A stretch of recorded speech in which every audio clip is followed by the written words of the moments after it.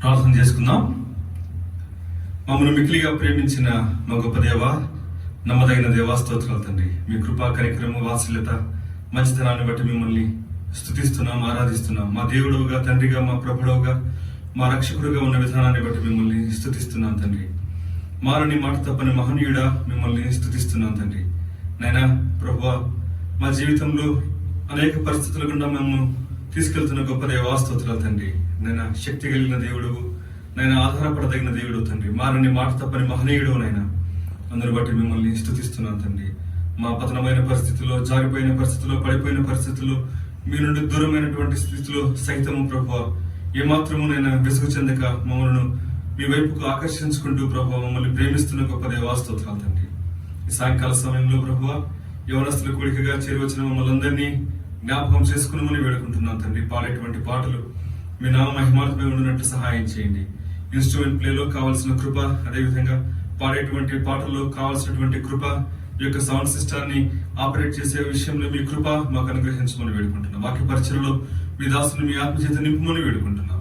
ప్రభా, ఈ సమయాన్ని మాకు ఆశీర్వాదకరంగా చేయమని, ప్రభా చూస్తున్నటువంటి అనేకులకు కావలసినటువంటి జ్ఞానము, సంతోషము, సమాధానం కలిగించమని, మీరే మహిమ పొందమని మా ప్రియ ప్రభు రక్షకుడైనటువంటి యేసుక్రీస్తు నామం పేరిట ప్రార్థించి అడిగి వేడుకుంటున్నాం తండ్రి, ఆమేన్.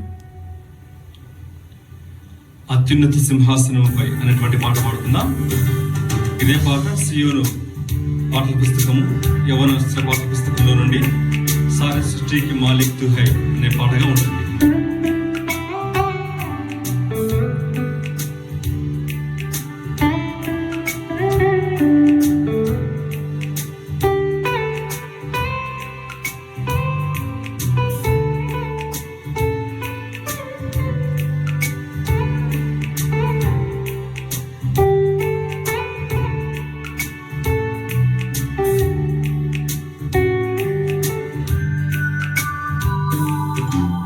అత్యున్నత సింహాసనముపై ఆసీనుడవైన నా దేవా, అత్యంత ప్రేమా స్వరూపివి నీవే, ఆరాధింతును నిన్నే. అత్యంత ప్రేమా స్వరూపివి నీవే, ఆరాధింతును నిన్నే.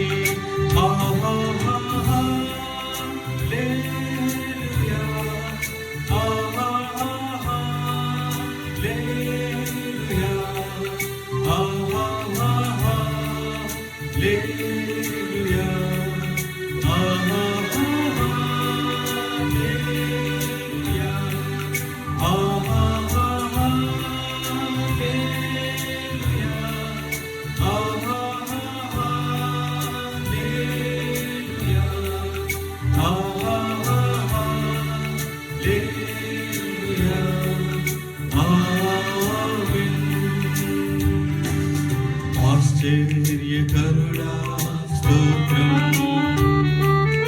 ఆలోచనకర్త స్తోత్రం,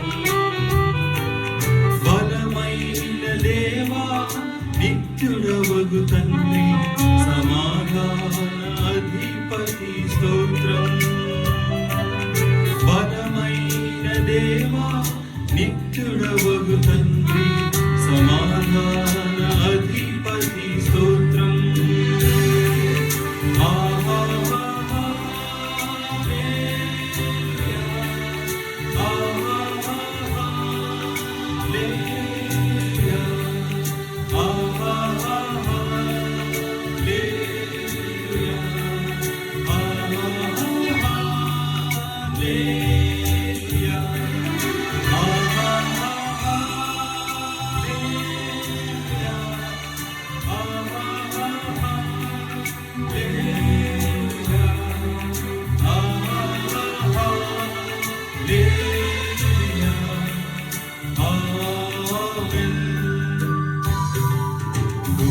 సత్య సంపూర్ణ స్తోత్రం, కృపతో రక్షించితివే స్తోత్రం. నీ రక్తమిచ్చి విమోచించినావే నా రక్షణకర్త స్తోత్రం.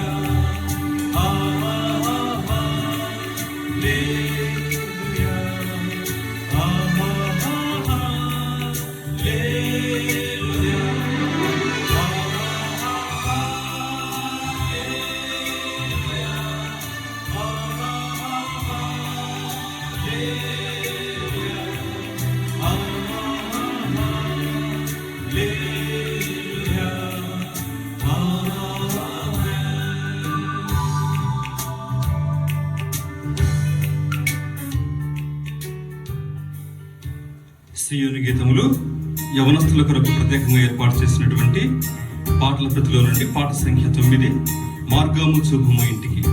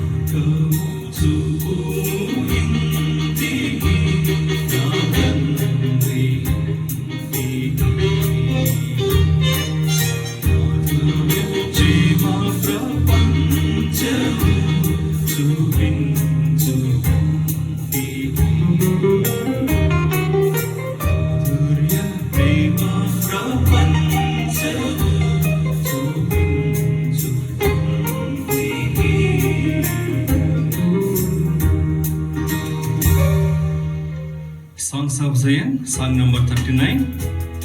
Song number 39 from English Songs Book.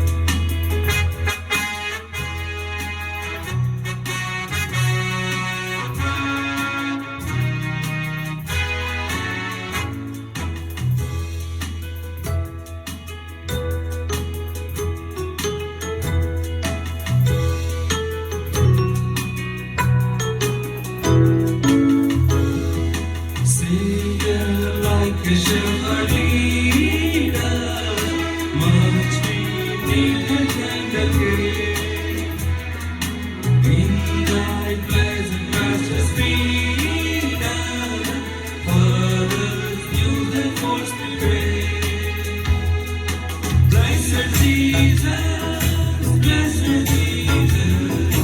thou hast borne us thy own. Blessed Jesus,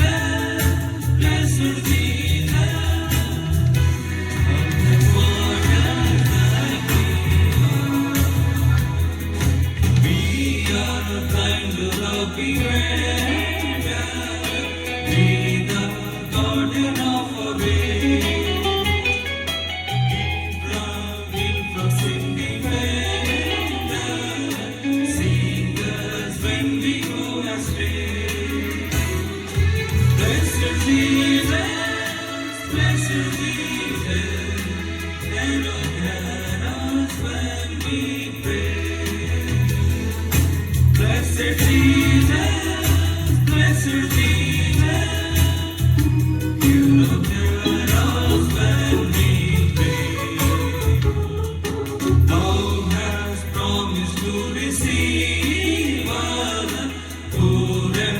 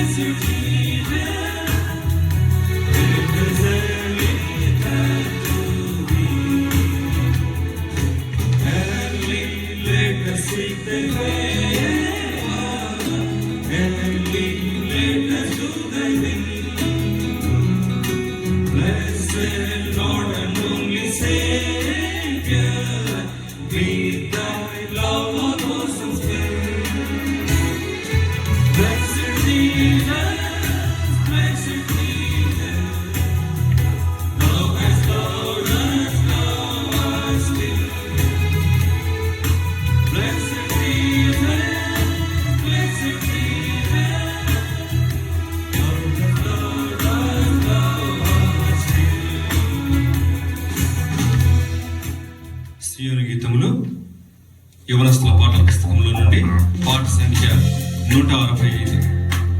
పాట సంఖ్య 165.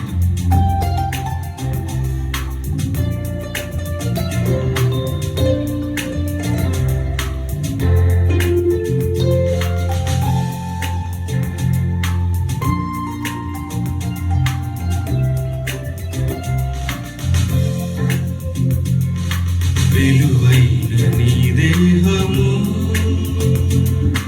పరిశుద్ధాత్మకు ఆలయం, వెలువైన ఈ దేహంతో దేవుని మహిమా పరచు. వెలువైన నీ దేహము పరిశుద్ధాత్మకు ఆలయం, దేహంతో దేవుని మహిమా పరచు. యౌవన కాలమునా ప్రభు కాడిని మోయుము,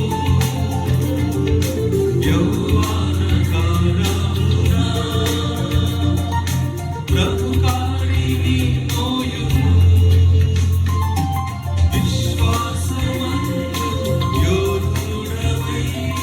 దేవుని మహిమా పరచు,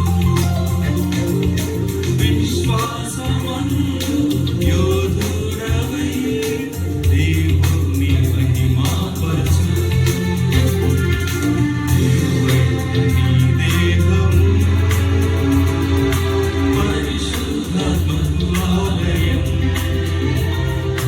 వెలువైన ఈ దేహంతో దేవుని మహిమా పరచు. లోకమును ప్రేమించదు, గతించు ఈ ఆశలు. లోకమును ప్రేమించదు, గతించు ఈ ఆశలు. దైవాచితము జరిగించే నిరంతరం దేవుని మహిమా పరచు. దైవాచితము జరిగించే నిరంతరం దేవుని మహిమా పరచు. వెలువైన నీ దేహము పరిశుద్ధాత్మకు ఆలయం, వెలువైన నీ దేహంతో దేవుని మహిమా పరచు. ఆత్మ ప్రాణ దేహము అర్పించుకో క్రీస్తుకై, ఆత్మ ప్రాణ దేహము అర్పించుకో క్రీస్తుకై. పవిత్రమైన హృదయము కలిగి దేవుని మహిమా పరచు. పవిత్రమైన హృదయము కలిగి దేవుని మహిమా పరచు.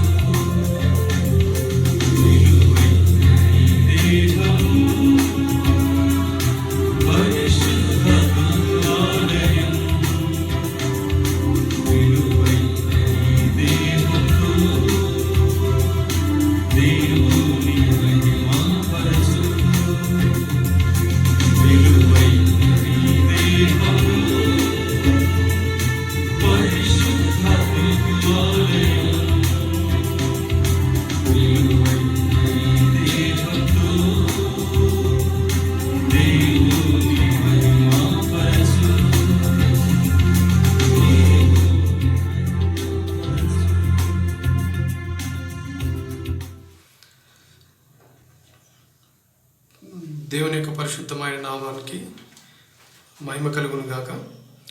దేవుడు మనల్ని ప్రేమించి మరొక నూతన దినాన్ని దయచేసి దేవుని మందిరావరణంలో చేరి వచ్చి దేవుని మాటలు వినడానికి ఇచ్చిన ఈ అనుకూలతను బట్టి దేవుని స్తుతిస్తూ దేవుని నామాన్ని కనపరుస్తున్నాం.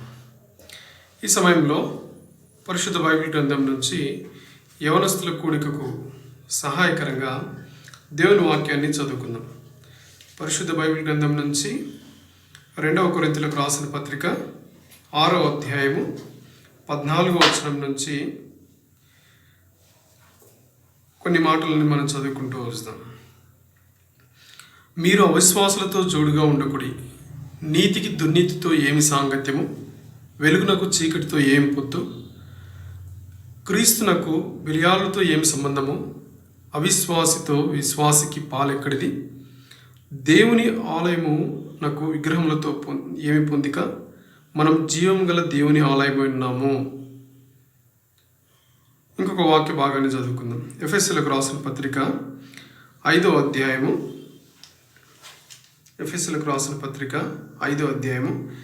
6వ వచనం నుంచి కొన్ని వాక్య భాగాన్ని చదువుకుందాం. వ్యర్థమైన మాటల వలన ఎవడనూ మిమ్మల్ని మోసపరచనీయకుడి, ఇట్టి క్రియల వలన దేవుని ఉగ్రత అవిధేయులైన వారి మీదికి వచ్చును కనుక మీరు అట్టి వారితో పాలివారై ఉండుకుడి. మీరు పూర్వమందు చీకటి అయి ఉండ్రి, ఇప్పుడు ప్రభునందు వెలుగై ఉన్నారు. వెలుగు ఫలము సమస్త విధమైన మంచితనమయు నీతి సత్యమును వాటిలో కనబడుచున్నది.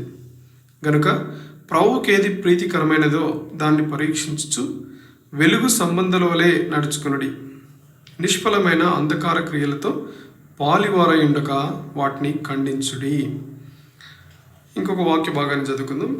కొరింథీయులకు రాసిన మొదటి పత్రిక 15వ అధ్యాయము 33వ వచనం. మోసపోకుడి, దుష్ట సాంగత్యము మంచి నడవడిని చెరుపును. ప్రార్థన చేసుకుందాం.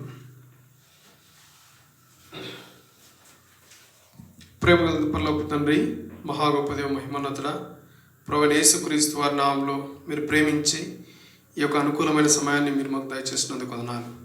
ప్రభా, యవనస్తుల కూడిక ద్వారా ప్రభా మీరు మాతో మాట్లాడండి తండ్రి. మేము నడవలసిన మార్గమును మీరు మాకు బోధించండి. మేము ఏ విధంగా ఈ లోకంలో ప్రవర్తించి మీకు మహిమ తీసుకొని రావాలో మీరు మాకు తెలియజేస్తురండి. నాయన, ఎవరు ఎటువంటి అక్కర్లో అవసరతలో ఉన్నారో వారి వారి అక్కర కొలది అవసరత కొలది మీరు నాతో మాట్లాడుతురండి. ప్రభా, క్షేమం దయచేయండి. మీరే మాకు మీ కృపలో మేము ఎదగడానికి సహాయం చేస్తురండి. దయ చూపించండి ఆయన. కానీ కనిపించిన అంధకార సంబంధమైన చీకటి శక్తులు నజరుడైన యేసు ప్రభువు నామములో దూరపరచండి. దయ చూపి నిలబడిన నన్ను ఖాళీ చేయండి. మేము ఎల్లైన స్వరాన్ని వినిపింపచేయండి. మీ ప్రజలైన వారికి సేవ చేయడానికి, పరిచయం చేయడానికి నాలో ఎట్టి యోగ్యత లేదు. యేసు ప్రభు వారిని బట్టి మీరు ఇట్టి సహవాసాన్ని మీరు నాకు దయచేసినందుకు వందనాలు. నాయన పరిశుద్ధాత్మదేవ, మీరు మాకు సహాయం చేస్తున్నామని మీ దయగల స్థలకు సమస్తాన్ని పైపుకుంటూ మీ కృపను కోరుకుంటూ యేసు పరిశుద్ధ నామమున వేడుకుంటున్నాం తండ్రి, ఆమేన్.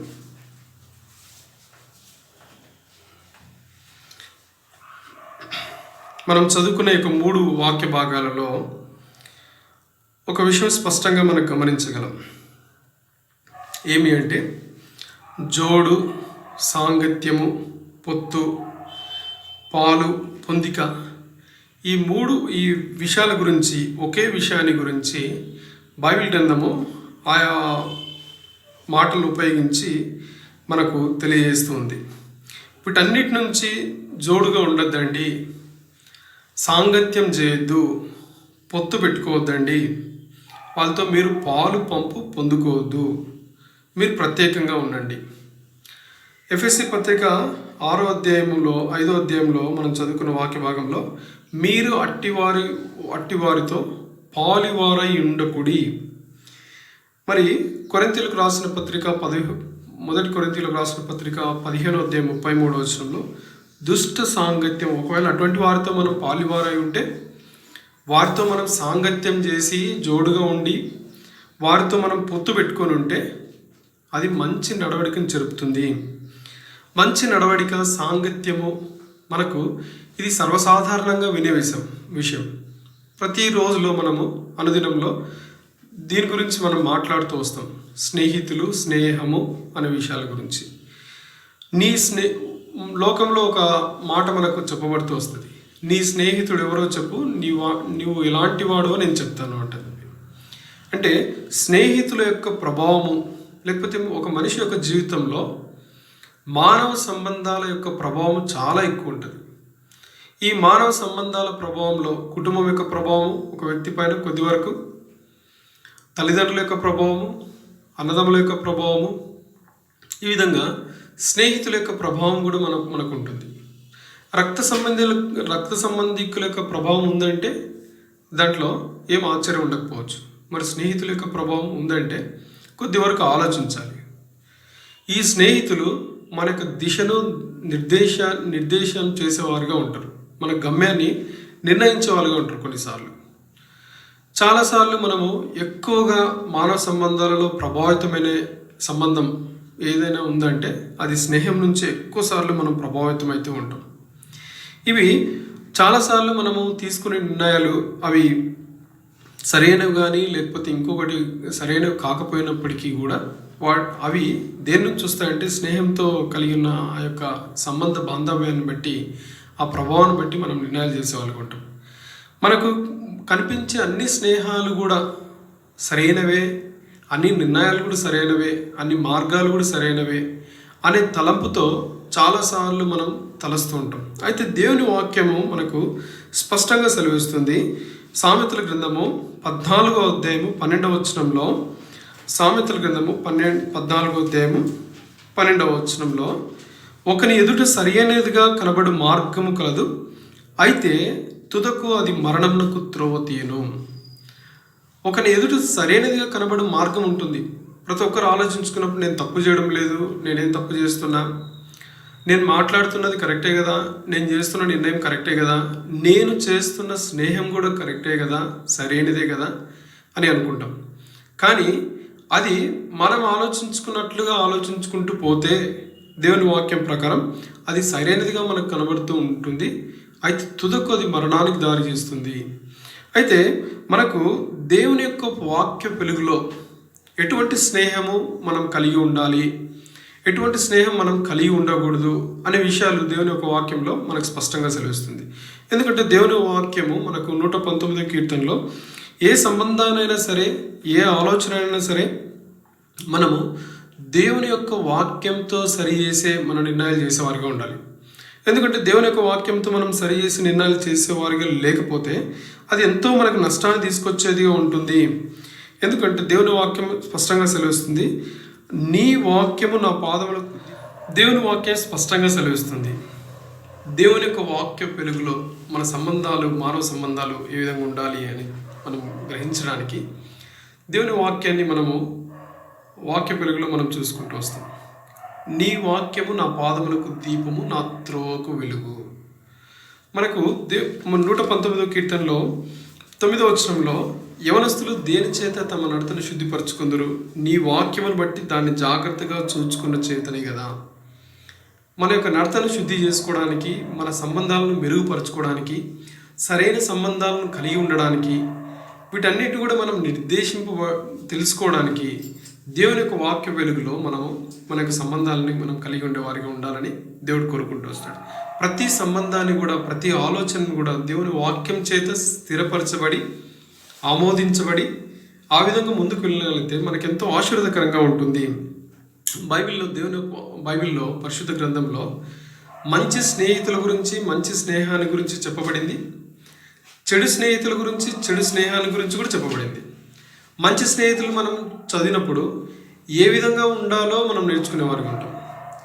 చెడు స్నేహితుల గురించి బైబిల్లో మనము చదివినప్పుడు ఏ విధంగా ఉండకూడదో, ఈ రెండు స్నేహాలలో కూడా గమ్యము తర్వాత గురి అనేది మనం గమనిస్తూ వస్తాం. మంచి స్నేహం కలిగి ఉంటే దాని యొక్క గమ్యం, దాని యొక్క గురి ఎంతో మాధుర్యంగా, ఎంతో మధురంగా ఉంటుంది. అయితే చెడ్డ స్నేహం కలిగి ఉన్నప్పుడు, చెడ్డ స్నేహితులతో సంబంధ బాంధవ్యాలు కలిగినప్పుడు దానివల్ల వచ్చే పర్యవసానం ఎంతో భయంకరంగా ఉంటుంది. దాని నుంచి జరిగే నష్టము ఊహకు అందనంతగా ఉంటుంది. బైబిల్లో మనకు చాలా స్నేహాలు ఉన్నాయి. దావీదు, యోనాతాను ఎంతో ప్రాణ స్నేహితులు. అబ్రహాము, లోతు కూడా వాళ్ళ మధ్య ఉన్న సంబంధం కొద్ది వరకు స్నేహం అని చెప్పుకోవచ్చు. రూతు, నయోమి మధ్య ఉన్న స్నేహం కూడా వారి మధ్య ఉన్న సంబంధం మనం స్నేహం అని చెప్పుకోవచ్చు. తర్వాత పౌలు, శీలల మధ్య ఉన్న స్నేహం, పౌలు, బర్నబాల మధ్య ఉన్న స్నేహం, ఇవన్నీ కూడా వాళ్ళ మధ్య ఉన్న సంబంధం ఎంతో వారి యొక్క గమ్యాన్ని నిర్దేశించేదిగా ఉండింది. అయితే ఇవన్నీ మంచి స్నేహాలు గురించి మరి ఉదాహరణలు అయితే, చాలా ఉదాహరణలు కూడా చెడ్డ స్నేహాలు, చెడ్డ సంబంధ బాంధవ్యాల గురించి బైబిల్లో మనకు చెప్పబడుతూ వచ్చింది. అయితే మనం ఒక స్నేహ బాంధవ్యాన్ని గురించి మనం నేర్చుకుంటూ వస్తాం. ఈ స్నేహ బాంధవ్యంలో వారి యొక్క స్నేహాన్ని బట్టి, వారు కలిగి ఉన్న సంబంధాన్ని బట్టి వారి యొక్క గమ్యం ఏమైంది అనే విషయాన్ని మనం తెలుసుకుందాం. ఇక్కడ ఒక చెడ్డ స్నేహం గురించి బైబిల్లో మనకు రాయబడుతూ వచ్చింది. ఈ స్నేహం బట్టి ఏ విధంగా మన స్నేహం కలిగి ఉండకూడదో, స్నేహం వల్ల ఎటువంటి ఆపద, ఎటువంటి నష్టం చేకూరిందో, ఈ విషయాలు మనం ధ్యానం కలిగి ఉందాం. మనకు 2వ సమూయేలు గ్రంథంలో ఒక స్నేహం గురించి ఇక్కడ రాయబడుతూ వచ్చింది. 2వ సమూయేలు గ్రంథము 13వ అధ్యాయం. ఇక్కడ దావీదు కుమారుడైన అమ్నోను అనే ఒకతడు ఉన్నాడు. తర్వాత అతనికి స్నేహితుడు యెహోనాదాబు అని ఉన్నాడు.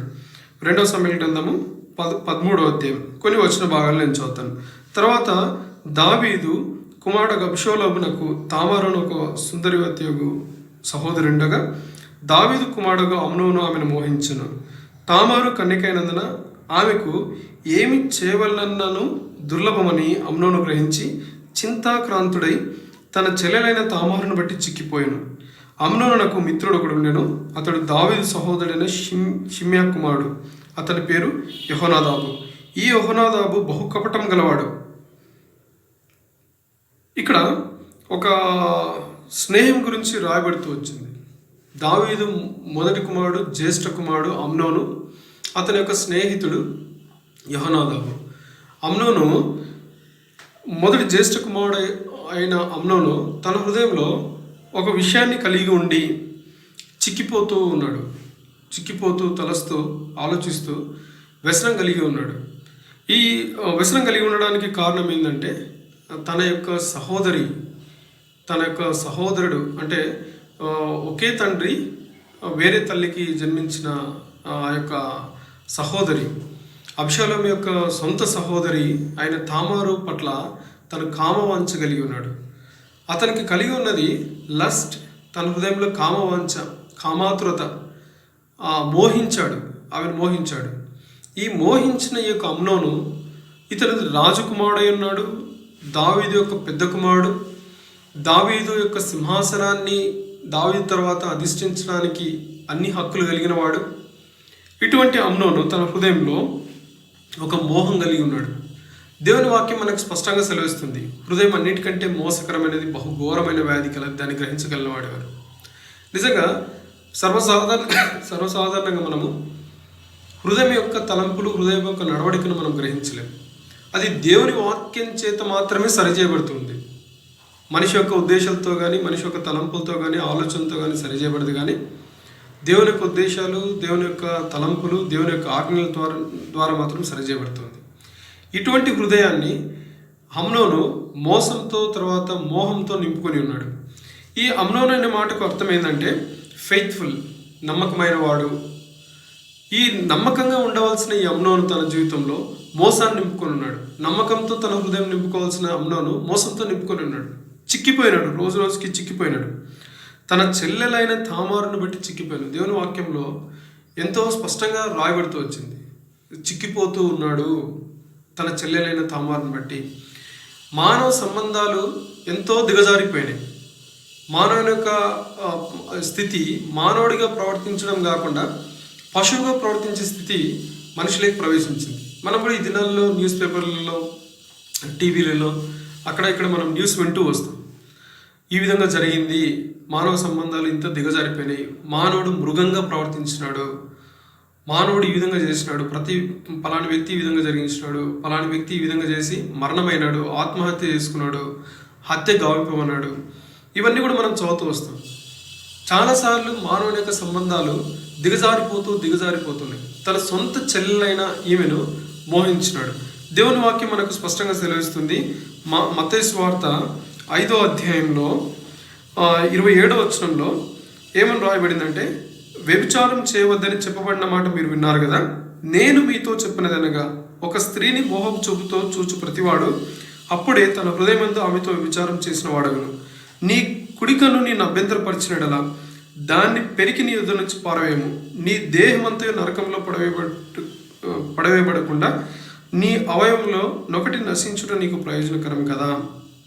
దేవుని వాక్యం ఏం సెలవిస్తుందంటే, ఎప్పుడైతే నీవు ఒక స్త్రీని మోహపు చూపుతో చూస్తావో అదే భయంకరమైన వ్యభిచారం, అదే భయంకరమైన స్థితి.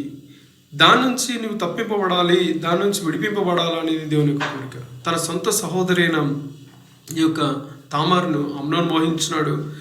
ఎంతో మోహించి తన యొక్క హృదయంలో ఆమె గురించి ఎంతో చెడు తలంపును పెట్టుకొని ఉన్నాడు. నమ్మకంగా ఉండవలసిన ఈ యొక్క అమ్నోను దేవునికి నమ్మకంగా ఉండవలసింది.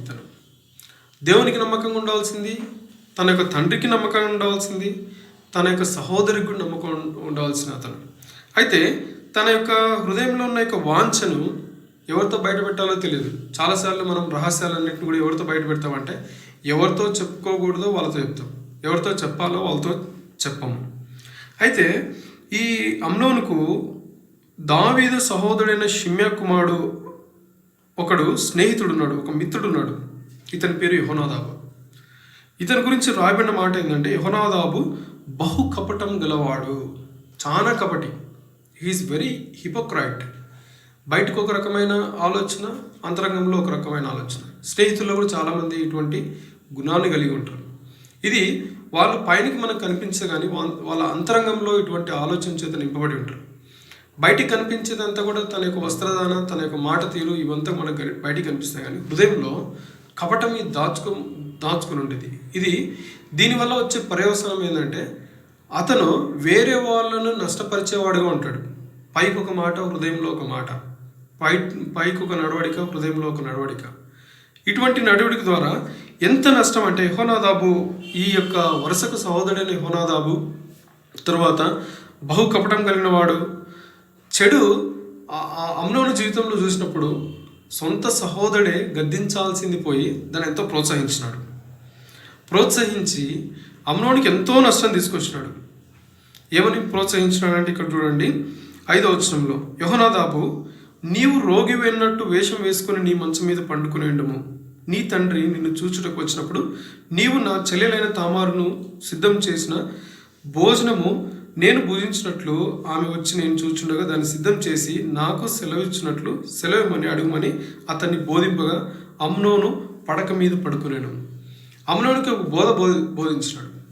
నీవు కపటంగా ఉండు, నీవు రోగమైనట్టు వేషం వేసుకొని పడుకో. రోగమైనప్పుడు వేషం వేసుకొని పడుకున్నప్పుడు నీ తండ్రి నేను చూడడానికి వచ్చినప్పుడు నా యొక్క సహోదరైన తామారు నా కొరకు రొట్టెలు చేసినట్లు, నా ముందు రొట్టెలు చేసినట్లు నాకు సెలవేమో. ఆమె రొట్టెలు నేను తింటే, ఆమె చేయడం రొట్టెలు నేను తింటే, ఆమె భోజనం నేను తింటే, ఆమె చేసిన భోజనం నేను తింటే నేను అప్పుడు బాగవుతా. ఇది నాకు కోరిక ఉంది. వేషం వేసుకోమంటని చెప్పేసి బోధించినాడు. చాలామంది స్నేహితులు వాళ్ళ హృదయంలో ఉన్న కోరికను స్నేహితులతో వ్యక్తపరచుకున్నప్పుడు వారు చెడు మార్గంలో నడిపించే వారిగా ఉంటారు. మొట్టమొదటిగా వాళ్ళకు వచ్చే తలంపు ఏంటంటే చెడు మార్గమే. చాలాసార్లు మనకు హృదయంలో ఉన్న యొక్క చెడు ఆలోచనలు, ఇది చెడు, ఈ విధంగా వెళ్ళొద్దు అనే స్నేహితులు ఉన్నప్పుడు వారిని మనం త్వరగా ద్వేషించేవారుగా ఉంటాం.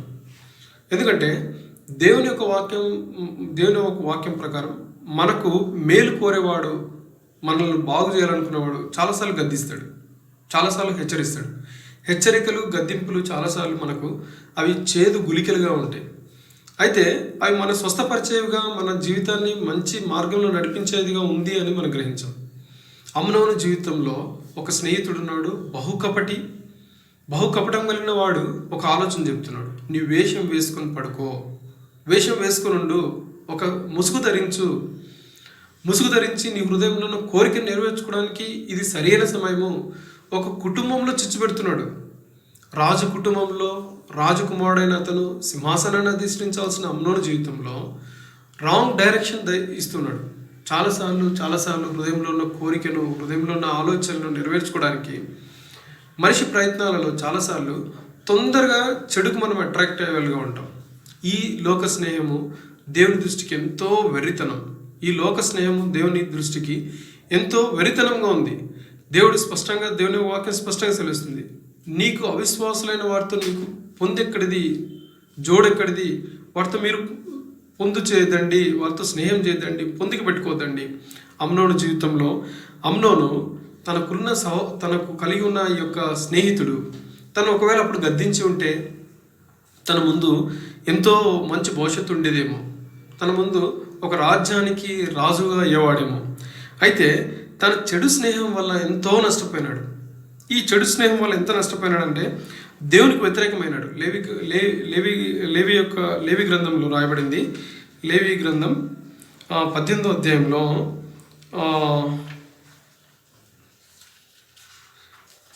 లేవి గ్రంథం బుక్ ఆఫ్ లెవిటికస్ చాప్టర్ 18 18వ అధ్యాయం 9వ వచనంలో ఈ విధంగా రాయబడింది. నీ సహోదరి మానఛాదమును అనగా ఇంటిలో పుట్టినదేమి వెలుపల పుట్టినదేమి నీ తండ్రి కుమార్తె యొక్క అయినను నీ తల్లి కుమార్తె యొక్క అయినను మానఛాదం తీయకూడదు. ఇక్కడ 11వ వచనంలో నీ తండ్రి వలన పుట్టిన నీ తండ్రి భార్య అయిన కుమార్తె నీ సహోదరి. ఇక్కడ దేవుని యొక్క వాక్యం స్పష్టంగా సెలవిస్తుంది, నీ సహోదరి మానఛాదం తీయకూడదు. అయితే అమ్నోను యెహోనాదాబు ద్వారా ప్రోత్సహింపబడి పురికొల్పబడి ఒక స్నేహితుని ద్వారా ప్రోత్సహింపబడి అమ్నోను అడ్డుకోవాల్సిన యెహోనాదాబు ప్రోత్సహించి పాపాన్ని చేయడానికి పురికొల్పి ఆ యొక్క ట్రాప్లో పడిపోయినాడు. తన సహోదరిని ఆమెని చనిపేసినాడు. అంతేకాకుండా రాజుకు ఎంతో కోపాన్ని ఉగ్రతను తెప్పించినాడు. అంతేకాకుండా 2 సంవత్సరాలు అయిన తర్వాత తామారు యొక్క సొంత సహోదరుడిన అబ్షాలోము చేతిలో మరణమైపోయినాడు. తన యొక్క జీవితం ఎంత దయనీయంగా ముగిసింది, ఎంతో భయంకరంగా ముగిసినదిగా ఉంది. నిజంగా మన యొక్క ఆత్మీయమైన జీవితంలో ఈ లోకంలో మనం జీవిస్తున్నప్పుడు చాలాసార్లు మనకు కనిపించే స్నేహాలన్నీ కూడా చాలా మంచివి, రమ్యమైనవి, సంతోషాన్ని ఇచ్చేటివి, మనం మాట్లాడే మాటలు కూడా ఎంతో మంచివి అంటారు అనుకుంటాం. అయితే దేవుని వాక్యం స్పష్టంగా సెలవిస్తుంది, అది మరణం, అందులో మరణం దాగింది. నీ స్నేహితులు ఎవరో చెప్పు, నీవు ఎటువంటి వానో నేను చెప్తాను. నీ స్నేహితుడు ఎవరో చెప్పు, నీ అలవాట్లేందో నేను చెప్తాను అని మనకు లోకంలో ఒక సామెత ఉంటుంది. అమ్నోను ఎంత దౌర్భాగ్యమైన స్థితిని, ఎంత భయంకరమైన మరణాన్ని పొందుకున్నాడు. అయితే 2 సంవత్సరాల తర్వాత తన సహోదరుడైన అబ్షాలోము ఒక విందు ఏర్పాటు చేసినాడు. రాజకుమారులందరినీ కూడా ఆహ్వానించి ఎవరిని చంపకుండా అమ్నోను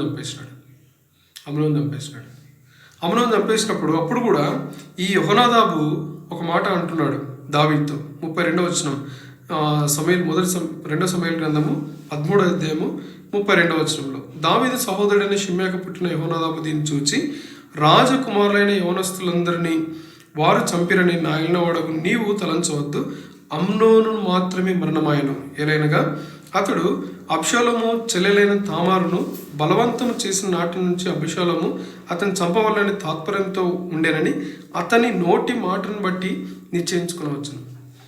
ఎంత దుర్మార్గుడైన వాడు ఈ యొక్క యెహోనాదాబు.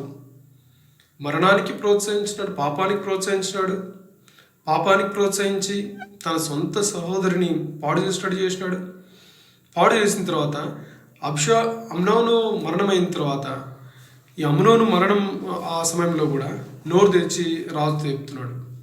అబ్షాలోము వచ్చి అడిగినప్పుడు అతని నోటి మాటలను బట్టి అమ్నోను చంపాలనుకున్నాడు, నేను దాన్ని గ్రహించిన. ఎప్పుడైతే నోరు తెరవకూడదో అప్పుడు నోరు తెరిచినాడు, ఎప్పుడైతే నోరు తెరవచ్చో అప్పుడు మూసుకున్నాడు.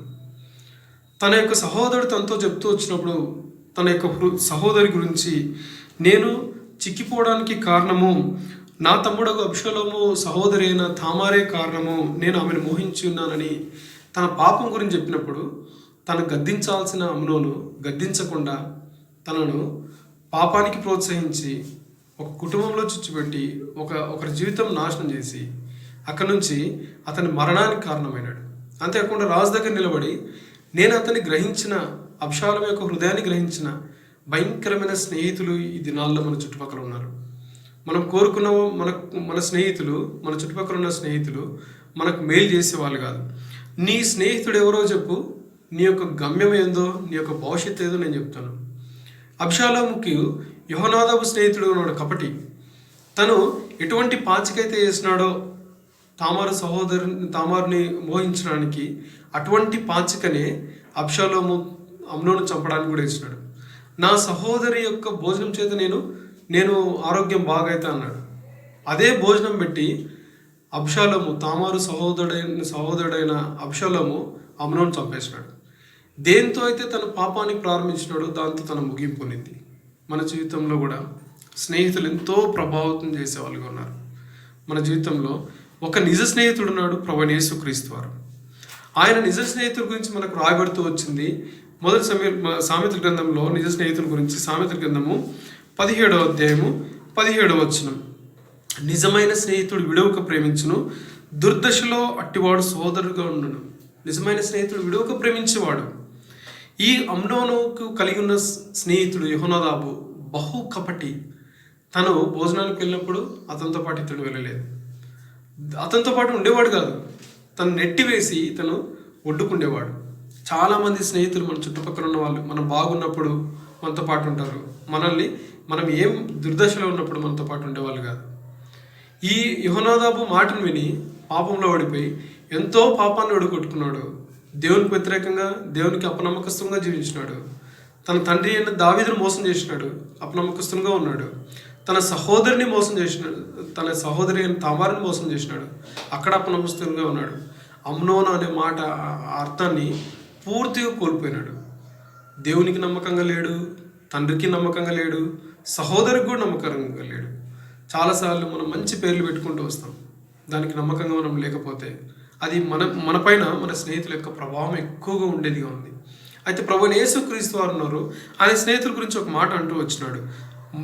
యోహాను రాసిన సువార్త 15వ అధ్యాయము,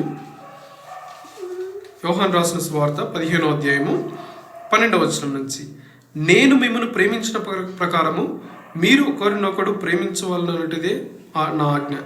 తన స్నేహితుల కొరకు తన ప్రాణమును పెట్టువానికంటే ఎక్కువైన ప్రేమ గలవాడెవడనూ లేడు. నేను మీకు ఆజ్ఞాపించు వాటిని చేసినట్లా మీరు నా స్నేహితులైందరు. దాసుడు తన యజమానుడు చేయి దానిని ఎరుగడు కనుక నేను మిమ్మల్ని దాసులని పిలవక స్నేహితులను పిలుచున్నాను. ఎంత ప్రేమమయుడన్న దేవుడు! నిజంగా మన పాప బానిసత్వంలో ఉంటుంది. ఈ లోకంలో ఉన్న అన్ని స్నేహాలు కూడా మోసం చేసేవాడివి ఉన్నాయి. ఈ లోకంలో అన్ని స్నేహాల యొక్క గమ్యం కూడా మరణానికి దారితీసేది. కానీ ఒక నిజ స్నేహితుడు ఉన్నాడు. ఆయననే సత్యవంతుడైన వాడు, ఆయన నిజమైన వాడు. ఆయన నేను మిమ్మల్ని దాసులని పిలవక స్నేహితులని పిలుస్తున్నాను. మనం స్లేవ్ అని చెప్పడం లేదు. ఆయన మనల్ని విడిపించినాడు పాపం నుంచి, పాప దాసత్వం నుంచి తన సురక్తం ఇచ్చి మనల్ని విడిపించినాడు. విడిపించి మనల్ని దాసులుగా చేయలేదు కానీ, తనకు దాసులుగా చేయలేదు కానీ, ఆయన మనల్ని స్నేహితులుగా ఇచ్చినాడు. ఈయన తన స్నేహితుని రక్షించుకోవడానికి ఏం చేసినాడు? తన ప్రాణం పెట్టినాడు. ఎంత నిజమైన స్నేహితుడు! నిజమైన స్నేహితుడు తన స్నేహితుల కొరకు ప్రాణం పెట్టువానికంటే ఎక్కువ ప్రేమ గలవాడు ఎవడు లేడు. ఎక్కువ ప్రేమ కలిగిన వాడు ఎవడు లేడు. యెషయా గ్రంథం 53వ అధ్యాయం 9వ వచనం రాయబడింది, ఈయన యొక్క స్నేహంలో ఏమాత్రం కూడా కపటం లేదు. ఈయన కపటి కాదు, ఈయన స్నేహంలో కపటం లేదు. యెషయా గ్రంథము 53వ అధ్యాయము 9వ వచనం, అతడు మరణమైనప్పుడు భక్తిహీనలతో అతని సమాధి నియమింపబడెను, ధనవంతుని యొద్ద అతడు ఉంచబడెను. నిశ్చయంగా అతడు అన్యాయం ఏమీ చేయలేదు, అతని నోట ఏ కపటమును లేదు. ఈ స్నేహితుని నోట ఏమాత్రం కపటం లేదు. మనకు పేతురు రాసిన మొదటి పత్రికలు కూడా రాయబడ్డది. పేతురు రాసిన మొదటి పత్రిక 2వ అధ్యాయము 22వ వచనం, 2వ అధ్యాయము 22వ వచనంలో కూడా ఆయన పాపం చేయలేదు, ఆయన నోట ఏ కపటమును లేదు. ఈయన కపటం కలిగిన వాడు కాదు. ఆయన మన నష్టాన్ని చూసి సంతోషించేవాడు కాదు. మన పతనాన్ని చూసి ఆయన ఆనందించేవాడు కాదు. మనతో పాటు ఏడ్చే దేవుడు. మనం ఏడిస్తే ఆయన కూడా ఏడ్చే దేవుడు. మన భారాన్ని భరించే దేవుడు. ఆయన ఎంతో యథార్థవంతమైన దేవుడు. ఈ లోకంలో నీ స్నేహాలు చాలాసార్లు ఎంతో నష్టాన్ని నువ్వు చూసినట్లయితే, నీ యొక్క ఇబ్బందులు నీవు ఉన్నట్లయితే, యేసు ప్రభువారు ఆయన నీ కోసమై కొట్టబడ్డాడు. ఆయన తల మీద ముళ్ళ మకటం పెట్టబడింది నీ యొక్క ఆలోచనను బట్టి. ఆయన వీపు నాగటి చాలా వలె దునబడింది. ఆయన ఆకాశానికి భూమికి మధ్య వేలాడినాడు. నీకోసం తన ప్రాణం పెట్టినాడు. ఆయన నీకోసం సమస్త శ్రమలను అనుభవించినాడు. ఎందుకంటే నీకు స్నేహితునిగా ఉండడానికి నీకోసం ప్రాణం పెట్టినాడు. నిజమైన స్నేహితుడు ఈయననే. ఇక్కడున్న స్నేహితుడు, ఈ లోకంలో ఉన్న స్నేహితుడు నీ మరణాన్ని కోరుకుంటాడు. తనకు కూడా తెలియదు భవిష్యత్తు ఏమైందో. నిన్ను ఇప్పుడు పాపంలో ప్రోత్సహించే వారు ఎవరైనా ఉంటే దాని నుంచి నీ వైదొలుగు. ఎందుకంటే దేవుని గ్రంథం స్పష్టంగా సెలవిస్తుంది. 1 కొరింథీయులకు రాసిన పత్రిక 15:33 మోసపోకుడి, ఈ దుష్ట సాంగత్యం మంచి నడవడికను జరుపుతుంది. ఈ సాంగత్యము, ఈ స్నేహం మంచి నడవడికను జరుపుతుంది. ఒక ఇంగ్లీష్లో ఒక పాట ఉంటుంది కదా, what a friend we have in Jesus, all our sins and griefs to bear, what a privilege to carry everything to God in prayer, have we trials and temptations, is there trouble anywhere, we should never be discouraged, take it to Lord in prayer. మనకి ఎంత మంచి స్నేహితుడు ఉన్నాడు. నీకేమైతే ఏ పరిస్థితుల్లో ఉన్నావో దేవుని దగ్గరికి వెళ్ళి, ప్రభా నేను ఈ పరిస్థితుల్లో ఉన్నా, నన్ను డైరెక్ట్ చేసేవాళ్ళు లేరు, నన్ను డైరెక్ట్ చేసే వాళ్ళందరూ కూడా అంధకారంలోనే ఉన్నారు.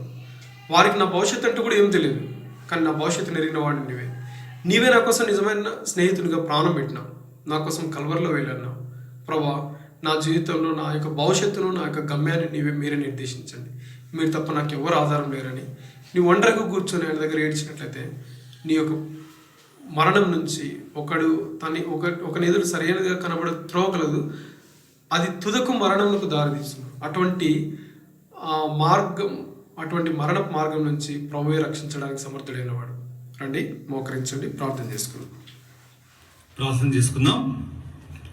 మమ్మల్ని మిక్కిలిగా ప్రేమించిన మా గొప్ప దేవ, నమ్మదగిన దేవా, స్తోత్రాలు తండ్రి. ఇంతవరకు కరుణించి కాపాడినటువంటి గొప్ప దేవుడు నాయన, అందును బట్టి మిమ్మల్ని స్తుతిస్తున్నాను తండ్రి. పాడినటువంటి పాటల్లో సహాయం చేశారు, అందును బట్టి మిమ్మల్ని స్తుతిస్తున్నాను తండ్రి. నాయన వాయిద్యాల సహకారంలో సహాయం చేశారు, అందును బట్టి మిమ్మల్ని స్తుతిస్తున్నాను తండ్రి. వాక్య పరిచయలో కూడా మీరు సహాయం చేశారు, అందును బట్టి మిమ్మల్ని స్తుతిస్తున్నాను తండ్రి. మీ వాక్యం ద్వారా మమ్మలను, మా బిడ్డలను, మా కుటుంబాలను దర్శించమని వేడుకుంటున్నాం. ఆ విధంగా మీరు సహాయం చేయమని వేడుకుంటున్నాం ప్రభువా. నేను విత్తబడినటువంటి వాక్యాన్ని మీ నామ మహిమార్థమై నేను మీ కొరకు ప్రభువా ఈ లోకంలో సజీవమైనటువంటి సాక్షులుగా జీవించే కృప దయచేయమని వేడుకుంటున్నాను ప్రభువా. నిజమైనటువంటి స్నేహితుడు మీరే ప్రభువా. నేను మా కొరకు ప్రాణం పెట్టినటువంటి నిజమైనటువంటి స్నేహితుడు అవుతండి. మాతో స్నేహం చేయడానికి ఇష్టపడుతున్నటువంటి దేవుడు అవుతండి. నైనా తండ్రి, మేమైతే అనేక సార్లు మిమ్మల్ని విడిచిపెట్టి మిమ్మల్ని కాదని, మిమ్మల్ని వద్దనుకుని ప్రభువా లోకాన్ని, లోకస్తులను, లోక స్నేహాలను ఆశించిన వారంగా ఉన్నాం, నష్టపోయిన వారంగా కూడా ఉన్నాం. దయచేసి క్షమించమని వేడుకుంటున్నాం. నైనా ఇంతవరకు మీరు సహాయం చేశారు. ఇక ముందు కూడా సహాయం చేయడానికి సమర్థులుతండి. మేలుకై నన్ను, మమ్మలను, మా కుటుంబాలను, మా సంఘాలను ప్రభువా, మా ప్రజలను, మా దేశాలను ప్రభువా, అధికారులను జ్ఞాపకం చేసుకున్నామని, దైవజనులను, విశ్వాసులను జ్ఞాపకం చేసుకున్నామని, మీరే మహిమ పొందమని మా ప్రియ ప్రభు రక్షకుడైనటువంటి యేసుక్రీస్తు నామం పేరిట ప్రార్థించి అడిగి వేడుకుంటున్నాం తండ్రి. ఆమేన్. తండ్రి అయినటువంటి దేవుని ప్రేమయు, ప్రభు అయినటువంటి యేసుక్రీస్తు యొక్క కృపయు, పరిశుద్ధాత్మ యొక్క సహవాసమును మనకు ఇప్పుడును ఎల్లప్పుడూ తోడైండును గాక. ఆమేన్.